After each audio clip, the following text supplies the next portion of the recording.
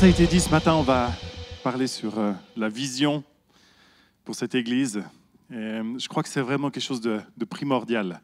La Bible, elle dit qu'un peuple sans vision, c'est un peuple qui se perd. Et on ne veut pas être un peuple qui se perd, mais on veut un peuple qui sait où il va et qui rentre dans sa destinée et toute sa destinée.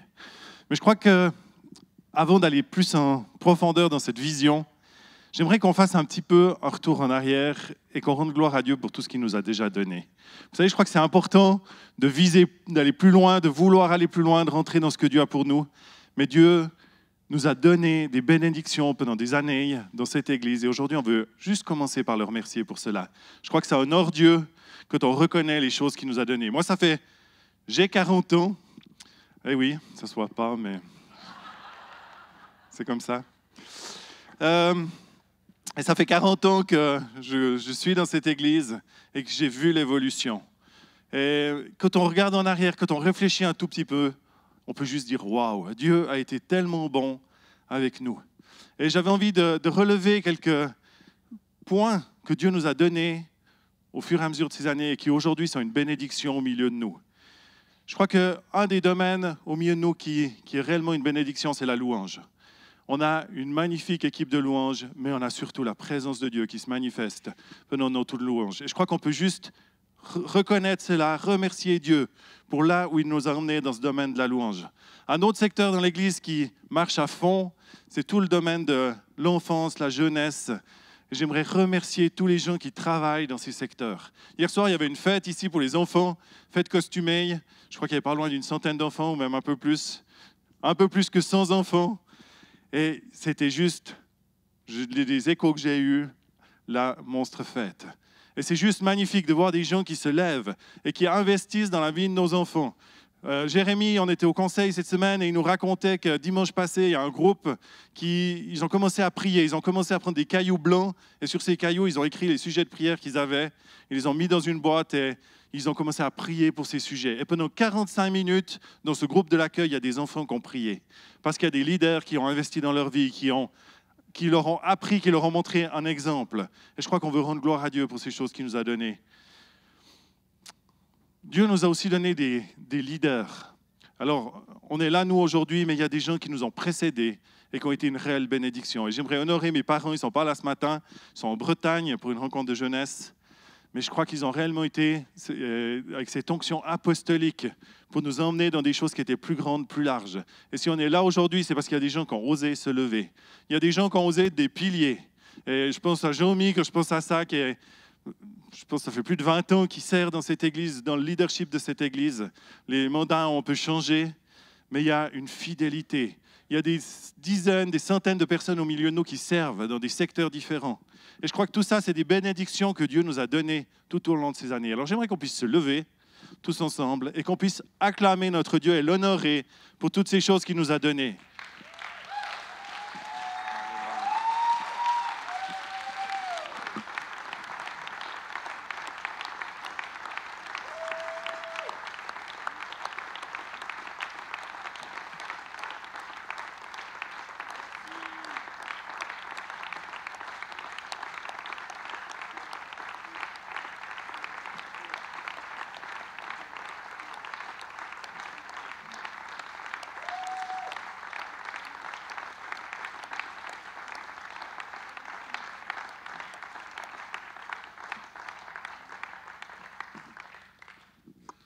Amen. Je crois que encore ce point, remercier Dieu pour les ministères qu'il a placés au milieu de nous. Je sais qu'il y a plusieurs personnes qui se sont levées, qui sont engagées dans le ministère. On a entendu Jean-Luc ce matin, mais je sais qu'il y en a d'autres au milieu de nous qui payent le prix pour que Dieu puisse agir. J'aimerais aussi vous honorer pour ce que vous faites et aussi remercier Dieu pour tous les ministères qu'il a envoyés ici. Il y a beaucoup d'églises, elles ont juste leur pasteur puis quelques leaders qui prêchent tous les dimanches. Et peut-être que vous en auriez un peu marre de m'entendre tous les dimanches. Mais ici, on a eu cette bénédiction tout au long des années d'avoir des gens qui venaient d'ailleurs. Puis vous savez, on est tellement vite prompt à critiquer, puis à dire oh, encore un anglophone, et puis encore ceci. Mais c'était une telle bénédiction pour cette Église, de pouvoir entendre des gens qui avaient compris des choses que nous, on n'a pas compris, qui nous ont étirés dans des choses qui n'étaient peut-être pas nos réalités, mais qui le sont devenues au fur et à mesure des années. Et je crois qu'on veut vraiment avoir cette attitude de rendre gloire à Dieu pour ce qu'il nous a donné. On a naturellement toujours plus vite tendance à voir ce qui ne nous plaît pas trop, mais aujourd'hui, on veut rendre gloire à Dieu pour tout ce que lui a fait. La vision du mouvement Gospel Wave, ce mouvement apostolique qui couvre cette église et les autres gospels et l'IMG et d'autres œuvres encore. Et c'est cette vision qu'on veut porter dans nos cœurs, c'est nous voulons voir la gloire de Dieu. On peut mettre le premier slide. Son royaume et sa volonté se manifester sur la terre comme au ciel. C'est vraiment notre cœur, c'est vraiment ce qu'on prie quand on est rassemblés en équipe apostolique, c'est que cette gloire de Dieu puisse envahir cette terre, qu'elle puisse nous envahir en tant qu'Église. Et quand je parle d'Église ce matin, je ne suis pas en train de parler de notre bâtiment, parce que notre bâtiment, c'est juste une coquille, mais l'Église, c'est nous. Et je crois que c'est important qu'on se rappelle que l'Église, ce n'est pas le bâtiment, mais c'est le rassemblement des croyants. Quand on est ensemble, on forme l'Église. Et chacun d'entre nous, on est membre de cette Église. Et je prie vraiment et on prie vraiment pour que cette gloire de Dieu se manifeste, pour que le royaume de Dieu avance et pour que sa volonté se manifeste sur la terre. Cette vision, vous l'avez pu le voir, directement inspirée de cette prière que Jésus a enseignée à ses disciples, la prière du Notre Père. Et alors, comment est-ce qu'on peut aller un peu plus en profondeur en tant qu'Église dans cette vision ? J'ai envie de dire un peu le plan d'action de cette vision pour nous en tant qu'Église. Ce qui nous a inspiré, ce qui m'a inspiré, c'est cette image que Dieu m'a donnée à un moment donné d'un camp de base.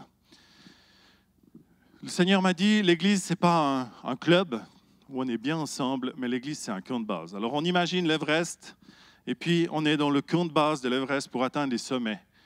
Alors qu'est-ce qui se passe dans un camp de base ? Dans un camp de base, c'est là qu'on peut trouver un endroit pour se réchauffer, pour se soigner, si on a besoin de se soigner.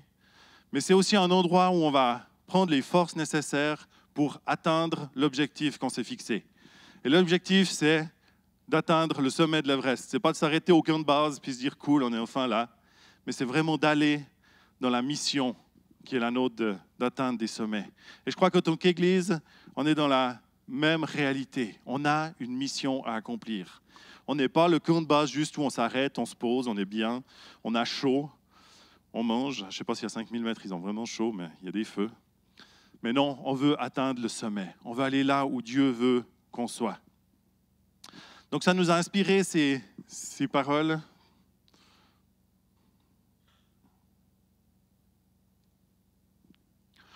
Nous souhaitons être une famille, communauté en bonne santé, rempli de sa présence et de sa puissance qui manifeste son amour pour son prochain au travers du service, du témoignage et des différents dons.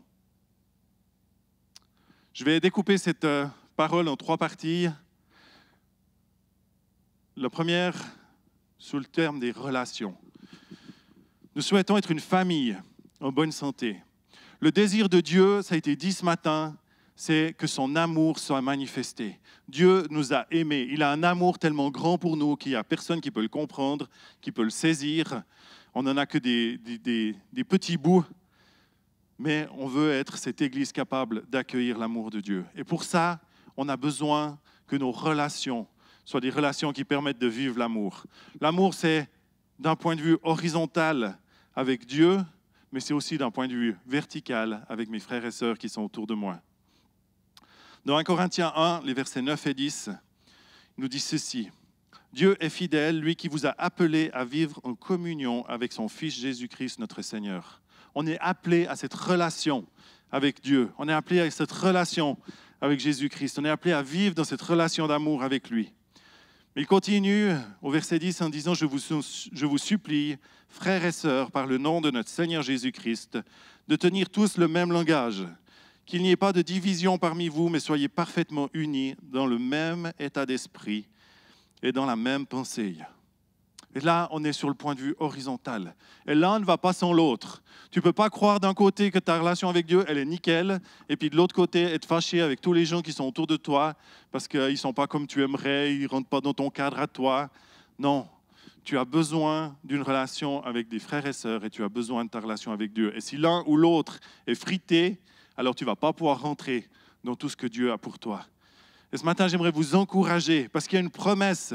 Il y a des promesses quand on est unis, quand on est ensemble, quand on se rassemble. Et pas juste se rassembler dans la même salle, puis être dans le même lieu, mais quand on s'unit pour demander quelque chose à Dieu, pour vivre avec Dieu, il y a une puissance qui se manifeste. Alors j'aimerais vous encourager à mettre ce domaine des relations en priorité. Ce n'est pas juste le truc qui est pas utile, mais c'est une priorité. C'est Jésus qui dit dans Matthieu 18, « En vérité, je vous le dis, tout ce que vous lirez sur la terre sera lié dans le ciel, et tout ce que vous délierez sur la terre sera délié dans le ciel. » Et il continue en disant, « En vérité, je vous le dis, comme encore que si 2 d'entre vous s'accordent sur la terre pour demander quoi que ce soit, cela leur sera donné par mon Père qui est dans les cieux. Car là où 2 ou 3 sont assemblés en mon nom, je suis au milieu d'eux. » Et puis Pierre vient avec cette question, combien de fois je dois pardonner ? 7 fois. Pierre, il avait déjà l'impression d'avoir donné le gros chiffre. Et Jésus dit non, pas 7 fois, mais 77 fois, 7 fois. Il y a une réalité dans le fait d'être en relation, dans le fait de régler nos relations. Il y a une puissance. Et en tant qu'Église, en tant que rassemblement de croyants, on veut vivre ces relations qui sont bonnes, qui sont saines. Oui, la personne qui est à côté de toi est souvent la plus proche, va t'aiguiser de temps en temps, va t'user, va te fatiguer et va te contrarier. Mais qu'est-ce que tu fais avec ça ? Est-ce que tu laisses juste ça venir et puis tu mets de la distance, ou est-ce que tu règles les choses dans ton cœur avec les gens qui sont autour de toi pour pouvoir vivre pleinement tout ce que Dieu a pour toi ? Parce qu'on veut aller plus loin. Le but, ce n'est pas juste nos relations, le but, c'est d'aller dans tout ce que Dieu a pour nous. Mais si ce niveau-là n'est pas réglé, on n'ira pas plus loin. Ensuite, on va parler de l'équipement. Être rempli de la présence et de la puissance de Dieu. Je crois que c'est ce que Dieu veut et ce que Dieu a donné à chaque croyant. Il nous a donné une part de sa présence et une part de sa puissance. Et maintenant, la question, c'est est-ce que réellement je vis et je marche dans cette réalité de la présence et de la puissance que Dieu m'a donnée ? Ou est-ce que je n'en suis pas trop conscient et puis j'essaye de faire ma vie de chrétien tant bien que mal ? Vous savez, un des problèmes qu'on a, c'est qu'on n'est pas réellement conscient de qui on est. On n'est pas réellement conscient de l'identité qu'on a en tant que fils et filles. Ah oui, alors on sait, on en parle, on est les fils de Dieu, on est frères et sœurs, on le sait en théorie, mais je crois qu'on a besoin que ça devienne ici, dans nos cœurs, une réalité. Qu'est-ce que ça veut dire d'être fils ? Ça veut dire je suis héritier. Ça veut dire que quand Jésus est monté au ciel, il a dit « Maintenant vous allez accomplir la mission et je vous donne ce que vous avez besoin. » On est le corps de Christ. La Bible dit qu'on est le corps de Christ. Christ est la tête. Et Christ n'a pas juste gardé la puissance dans la tête, mais il l'a transmise à son corps. Donc on est des gens porteurs de vie, on est des gens porteurs de puissance et de présence de Dieu. Seulement le problème, c'est que souvent on n'en est pas conscient. Alors on ne vit pas avec cette réalité-là. Et puis on se limite. Mais cette puissance, on l'a reçue parce que le Saint-Esprit est venu sur cette terre. Le jour de la Pentecôte, et il a déversé cette puissance sur chaque personne qui marche avec Dieu, sur chaque personne qui croit. Est-ce que tu vis réellement dans cette réalité de la puissance que Dieu t'a donnée ? Et je crois qu'on a besoin d'être équipé, pas juste équipé intellectuellement. Oui, on a aussi besoin d'un équipement intellectuel, mais on a besoin d'être équipé dans nos cœurs pour comprendre ce que Dieu a fait pour nous, ce que Dieu nous a donné comme héritage, et pour pouvoir marcher dans cette plénitude de fils et de filles. Le troisième, c'est notre mission. On est appelé à manifester l'amour. Ce matin, il était parlé énormément d'amour et pendant le temps de prière, c'était vraiment fort. Avant le culte, cet amour. Et je crois que l'amour de Dieu, elle est pour nous, elle veut nous remplir. Mais si on garde juste cet amour à l'intérieur de nous, alors on limite Dieu d'une façon désastreuse, j'ai envie de dire. Vous savez, on a été, je crois, des champions pour gérer les périodes de sécheresse. Alors, on peut bien en parler parce qu'on vient d'en traverser une. Gérer la quantité d'eau que j'ai, gérer la quantité d'amour que Dieu m'a donné. Faire pour que ma jarre ne soit pas trop vide. Mon verre reste le maximum plein pour moi. Mais ce que Dieu nous demande, ce n'est pas de gérer ce qu'il nous a donné. Ce que Dieu nous demande, c'est de nous ouvrir, de recevoir son amour et qu'il puisse déborder au-delà de chacun d'entre nous.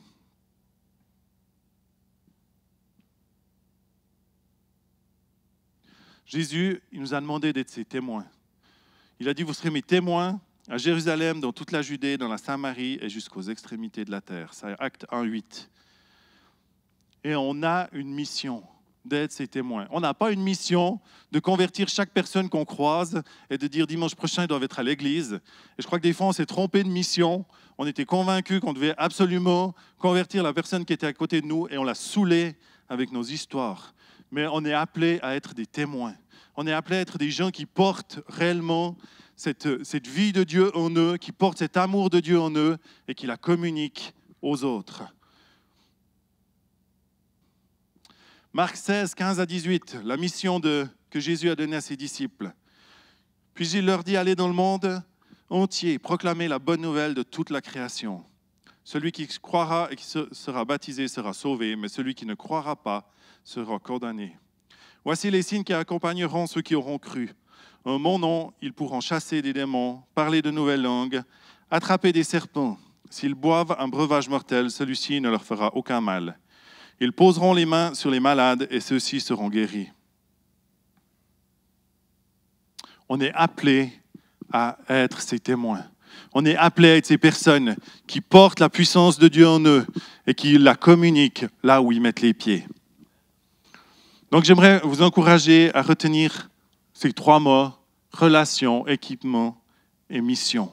Ça sera plus court que toute la phrase parce que je sais que toute la phrase, vous ne la retiendrez jamais, mais je crois qu'on peut se souvenir de ces 3 mots qui sont vivre des relations qui sont saines, qui sont fortes.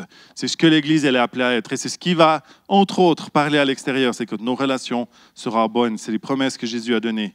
On veut être une Église qui est équipée, pas seulement d'une théorie, mais de la puissance de Dieu, de la présence de Dieu. Et on veut être une Église qui va en mission dans ce que Dieu nous a appelés à faire. Jean-Luc nous a parlé de ce qui s'est passé en Hollande avec cette rencontre de ESBS. Et je ne sais pas si tout le monde est au clair avec ce qu'est la vision de ESBS. Alors on sait que c'est l'Europe sera sauvée. Jusque-là, tout va bien. Mais il y a des choses qui ont été mises en place. L'objectif, c'est que 100 millions de nouvelles personnes puissent rencontrer l'Évangile. Je ne crois pas qu'il y ait un temps précis qui a été donné, mais je crois que c'est pour ces prochaines années. Alors, 100 millions, ça peut paraître immense et énorme, ou alors ça peut paraître très loin.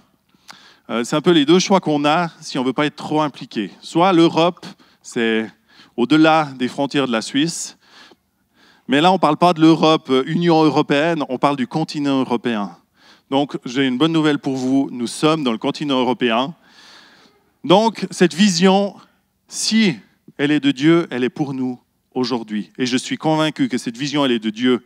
Parce que Jésus, il n'est pas venu sur cette terre pour 1,5% de personnes qui le rencontrent et qui le connaissent, mais il est venu sur cette terre pour qu'il y ait un maximum de personnes qui puissent vivre et rencontrer son amour. Alors, 100 millions pour l'Europe, ça représente 13,5% de nouvelles personnes en Europe qui rencontrent l'Évangile. Alors, la question que je me suis posée cet été, c'est de dire c'est quoi que ça représente pour nous. Parce que, comme j'ai dit, souvent on se dit, ben voilà, l'Europe, on va prier pour l'Europe. Alors, certains, ils ont mis leur Natel avec une alarme à 5 heures, et en Europe, il y a des milliers de personnes qui ont fait ça, et à 5 heures, on prie. Voilà, c'est bon? Donc, à 5 heures, il y a des gens qui prient pour l'Europe. Et je vous encourage à faire ça. 5 heures, juste mettre une alarme sur votre téléphone, et puis vous priez pour que l'Europe soit sauvée. Mais je crois que si on veut voir ce continent être sauvé, il faut que chaque croyant se lève dans sa mission. Ça ne se fera pas avec quelques personnes, ça ne se fera pas juste avec des stades, mais ça se fera avec chaque croyant, chaque église qui se lève là où elle est et qui fait la différence. Alors je me suis dit, qu'est-ce que ça peut vouloir dire pour nous? Parce que j'ai souvent entendu, waouh, 800 personnes à Oron, alors ça c'est déjà quelque chose. Et puis on a vite tendance à se dire, écoute, c'est déjà pas mal, hein?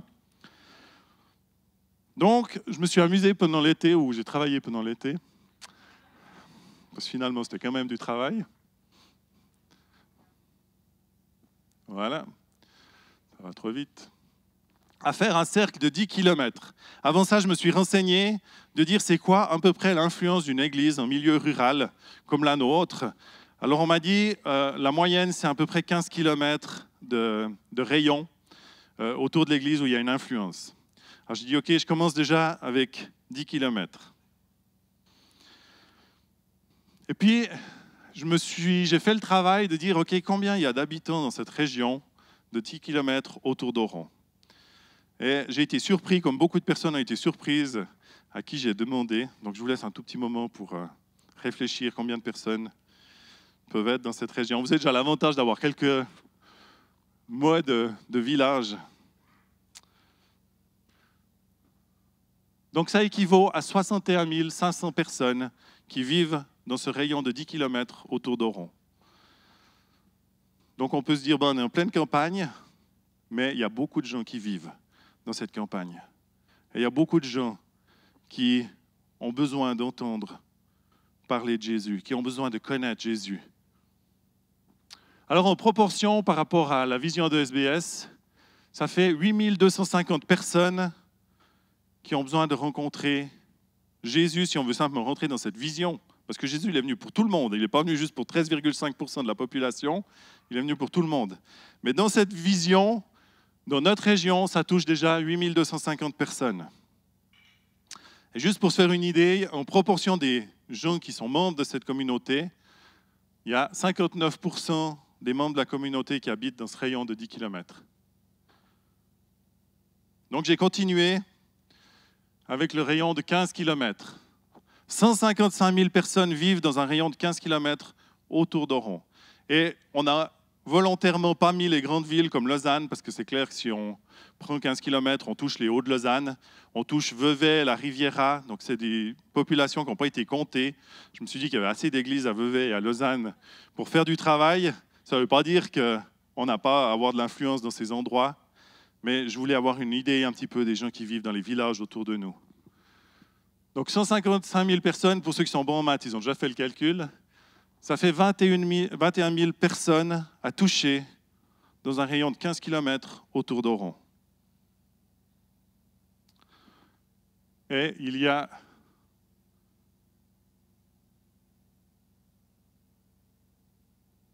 75% des membres au milieu de nous qui habitent dans ce rayon.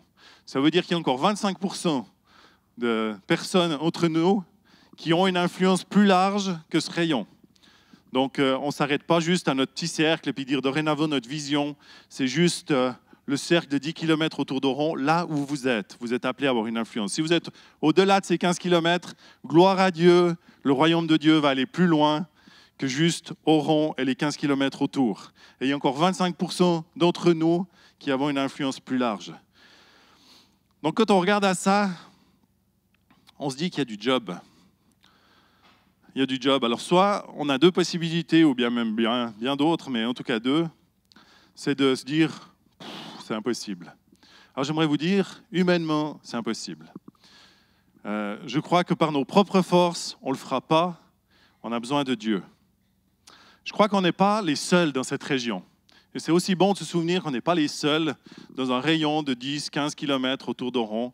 Il y a plusieurs autres communautés. Et mon rêve, c'est de voir cette église, mais c'est de voir les autres églises de notre région déborder de monde, qui ont faim et soif de Jésus, qui ont faim et soif de découvrir son amour, de découvrir sa présence, de dire on va aller plus loin. Et mon rêve, c'est de voir nos temples réformés déborder de personnes parce qu'ils ne savent plus où aller à l'église le dimanche matin. Donc on n'est pas tout seul en train de faire notre petit truc à Oron, mais je crois que c'est un mouvement que Dieu est en train de démarrer. Et il y a des choses qui sont en train de se passer. Nos frères réformés, ils sont en train d'être touchés par Dieu. Et je suis convaincu que Dieu est en train de préparer des choses pour qu'on puisse aller plus loin. Et je crois que les autres communautés autour de nous, évangéliques, sont appelées à avoir le même impact parce qu'on veut que nos régions soient touchées.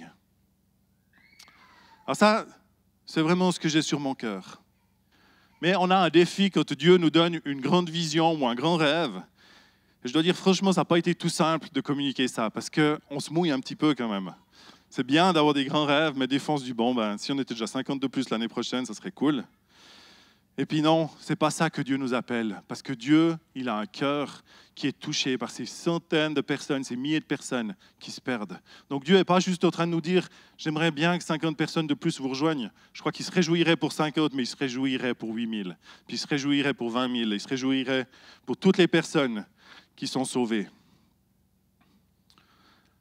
Alors on a un autre défi qui vient quand on voit ces chiffres, c'est le défi de notre intelligence humaine, notre sagesse humaine, qui nous ramène toujours à raisonner, soyons bien sages.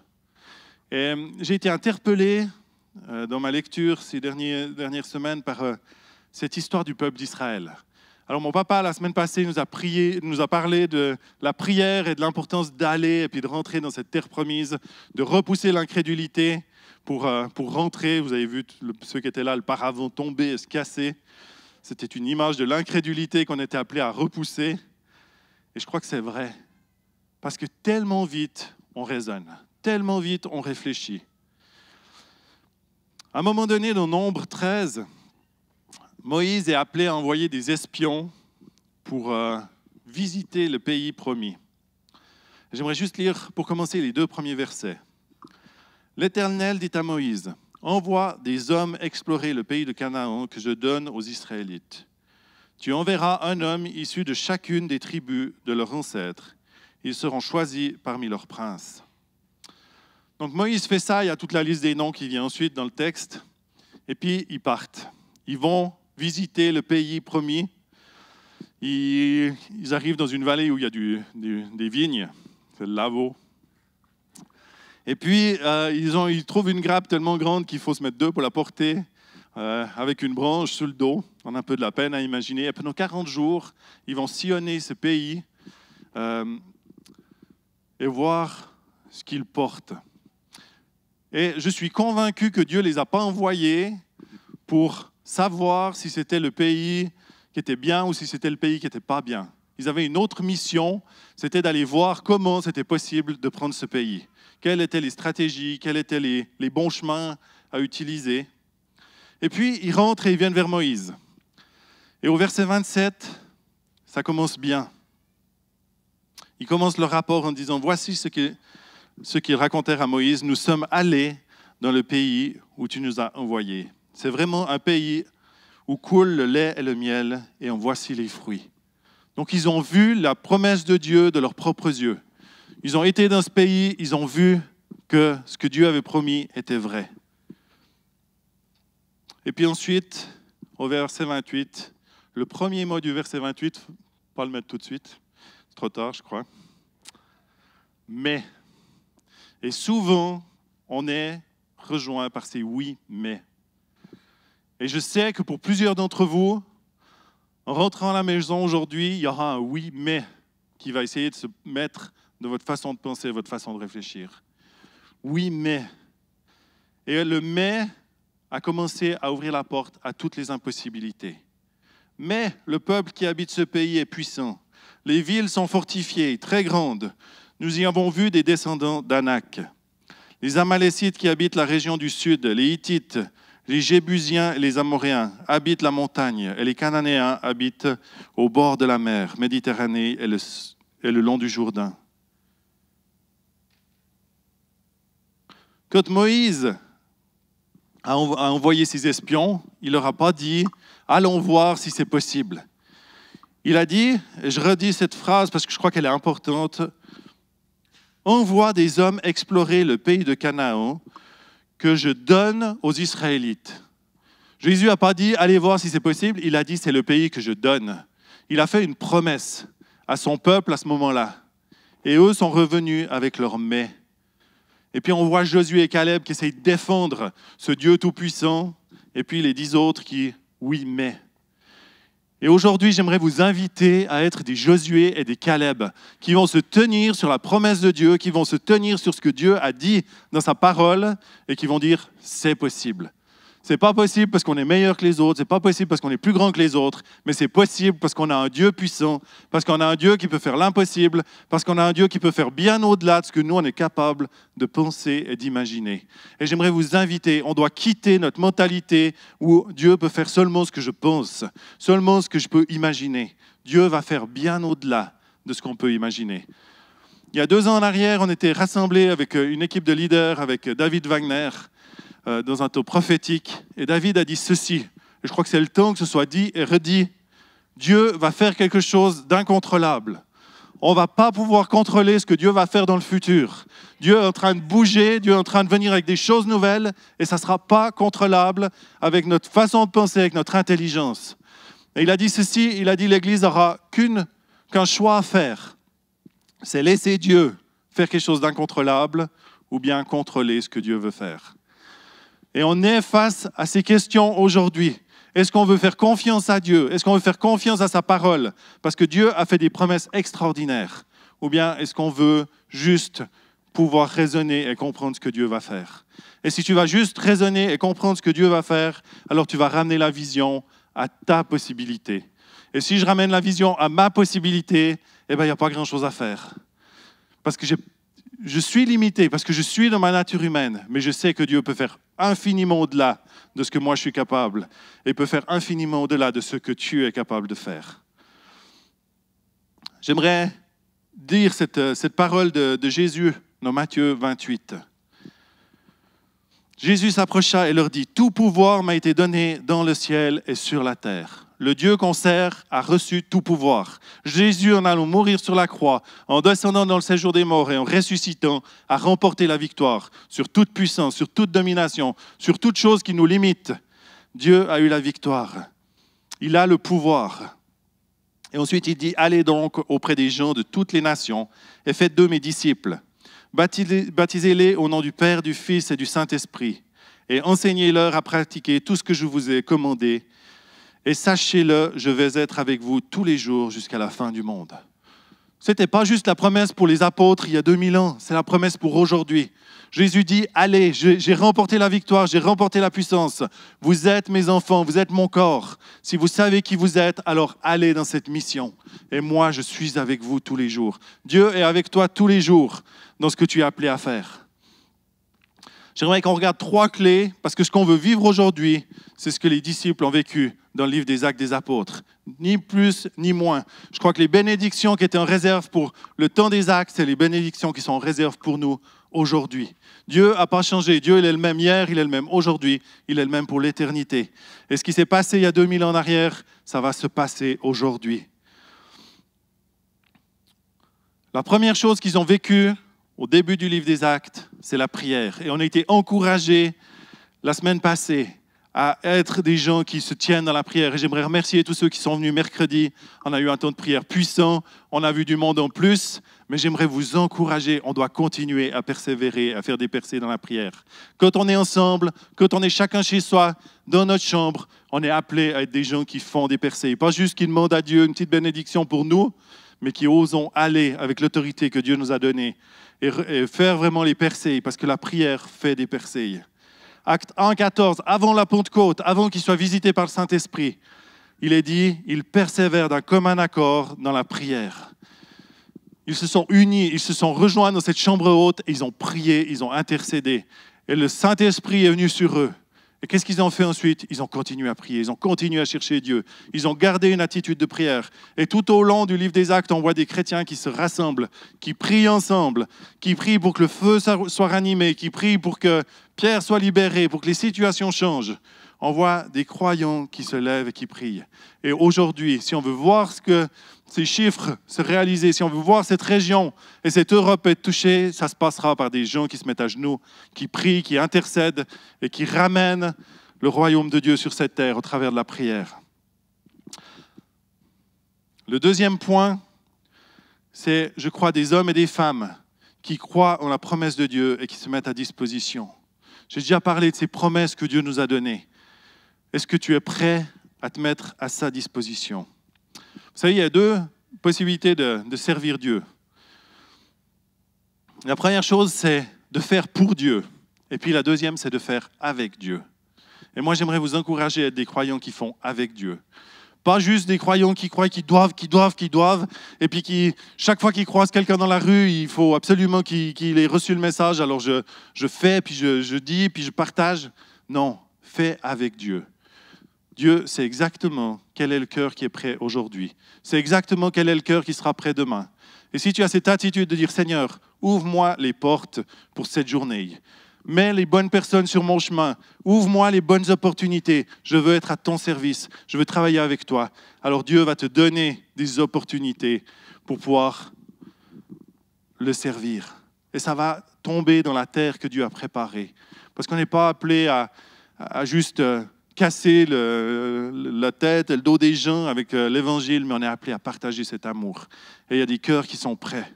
Et le cœur qui n'est pas prêt aujourd'hui sera prêt demain. On voit ça tout au long du livre des Actes. Ils étaient disponibles à ce que Dieu voulait faire. Et ils étaient prêts à obéir quand Dieu leur demandait de bouger. Le jour de la Pentecôte, ils sont visités, le feu de Dieu vient sur eux. C'était magnifique, les 120 étaient en train de vivre la présence de Dieu. Et puis les 10 000 à côté qui étaient en train de se dire, ils sont complètement fous, ils ont trop bu, ils sont à l'ouest. Et Pierre, à ce moment-là, se lève et prêche. Pierre, à ce moment-là, ose dire, OK, c'est l'opportunité que Dieu me donne. Et 3000 personnes sont touchées et visitées. Puis ensuite, on a cette histoire de Pierre et de gens qui montent au temple. Ils n'ont pas été pour absolument guérir un boiteux aujourd'hui, ils ont été au temple parce que c'était leur mission pour la journée. Et puis, ils croisent le boiteux à la porte et ils apportent ce que Dieu a pour eux. Il y a une opportunité, il y a un temps, il y a une terre qui est prête et ils sèment dans cette terre. On voit la même chose avec Pierre qui part chez Corneille. Pierre était sur la terrasse en train de se reposer, juste disponible, et puis Dieu lui parle. En plus, il avait faim, il attendait le dîner, et Dieu lui parle. Il lui donne une vision, lui dit « Ok, je suis en train de préparer quelque chose de nouveau pour toi. Vas-y, suis-les, suis ces gens qui vont venir te chercher. » Et on voit Pierre qui part chez Corneille et qui amène l'évangile, et toute cette famille qui peut rencontrer Dieu. Puis vous me direz, il y a que les apôtres. Mais non, on voit la même chose avec les diacres. Philippe. Alors Philippe, il est nommé comme diacre, et puis ensuite on n'entend que parler de lui qui annonce l'évangile. Mais Dieu lui dit, va sur le chemin. Et puis il rencontre l'eunuque éthiopien parce qu'il y a quelqu'un qui cherche Dieu. Et puis il va où Dieu lui demande d'aller, et cet homme est touché. J'aimerais vraiment ce matin vous inviter, si dans ces 15 prochains jours, vous pouvez relire le livre des Actes. Je crois qu'on a besoin de s'inspirer de ce que ces hommes et ces femmes ont osé faire. Parce que s'ils ont pu le faire, s'ils ont osé le faire, on peut le faire aussi. Pierre, ce n'était pas un surhomme, c'était un homme. Il a eu ses combats, il a eu ses défis. Et je suis convaincu qu'il en ait bien parlé dans les évangiles parce qu'on avait besoin de faire cet équilibre entre l'homme qu'il était et puis ce qu'il a relevé comme défi pour Dieu. Et puis tous les autres, la même chose. C'était juste des êtres humains comme vous et moi qui ont accepté de dire oui, de se lever. Donc relisez ce livre des Actes, je crois qu'il est rempli de richesses. Et puis la troisième chose qu'on a besoin, c'est cette manifestation de la présence et de la puissance de Dieu. Et on veut continuer à chercher et à rechercher toujours plus cette présence de Dieu au milieu de nous. On ne veut pas juste se contenter de là où on est aujourd'hui, mais on va aller plus loin. Et on veut prier, on veut intercéder pour que Dieu déverse tout à nouveau ce fleuve de son esprit, la puissance de son esprit, pour que nous soyons capables d'aller. Il y a une part de surnaturel. On ne va pas pouvoir faire ça, comme je l'ai dit avant, par nos propres forces. Il n'y a que Dieu qui peut le faire avec nous. Et on a besoin que Dieu se manifeste. Et dans le livre des Actes, on voit plein d'endroits où simplement ils étaient là et la présence de Dieu sur eux se manifestait. Pierre, il marchait dans la rue, son ombre guérissait les malades. Alors, ce n'est pas l'ombre de Pierre qui guérissait les malades, parce que c'était juste une ombre, mais la gloire de Dieu sur Pierre, la présence de Dieu sur Pierre, quand il passait dans la rue, touchait les malades autour de lui. Est-ce que nous voulons cette manifestation de la présence de Dieu sur nos vies? Est-ce que nous avons faim et soif de ce Dieu pour nous aujourd'hui? Ou bien est-ce qu'on reste dans ce qu'on a jusqu'à aujourd'hui? Je crois qu'il y a plus pour chacun d'entre nous. Dieu a plus pour chacun d'entre nous. J'aimerais vous inviter à vous lever. J'aimerais qu'on puisse simplement accueillir ce que Dieu veut faire. On peut peut-être juste ouvrir nos bras en signe d'accueil.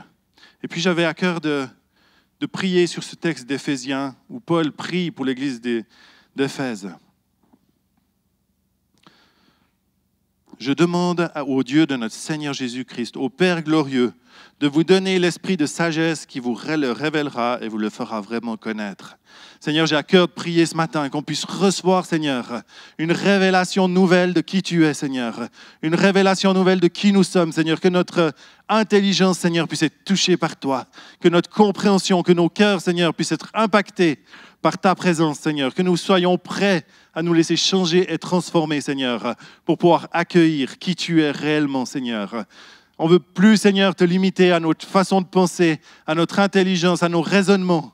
Mais Seigneur, on veut être capable de se laisser transformer pour que tu puisses réellement agir. Qu'il ouvre les yeux vos yeux à sa lumière, afin que vous compreniez à quelle espérance il vous a appelé. Quelle est la richesse et la splendeur des biens destinés à ceux qui lui appartiennent. Seigneur, on prie que tu ouvres nos yeux spirituels, que tu ouvres les yeux de nos cœurs, Seigneur, d'une façon nouvelle. Que nous soyons capables, Seigneur, d'accueillir ce que tu veux nous donner, de le voir, Seigneur, de voir les visions que tu as, Seigneur, pour le futur, de voir ce que tu vas faire, de discerner, Seigneur, ce que tu es en train de faire. Viens toucher nos cœurs, Seigneur. Et que la puissance extraordinaire dont il dispose pour nous, les croyants, cette puissance est celle-là même que Dieu a manifestée avec tant de force.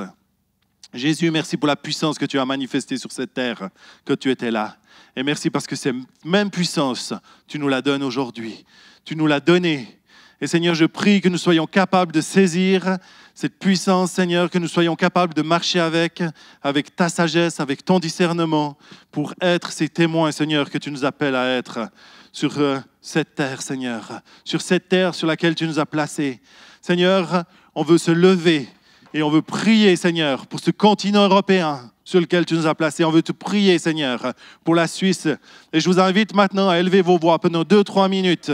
N'ayez pas peur que la personne à côté de vous vous entende, mais élevez vos voix et on veut prier pour cette région, on veut prier pour ce pays, on veut prier pour ce continent, parce que c'est notre première mission en tant qu'Église, de nous lever et prier. Élevez vos voix, n'ayez pas peur que l'autre vous entende, mais priez maintenant et intercédons pour ce continent. Alléluia. Shola bakindi ribisoria dalla kiribifoyanda.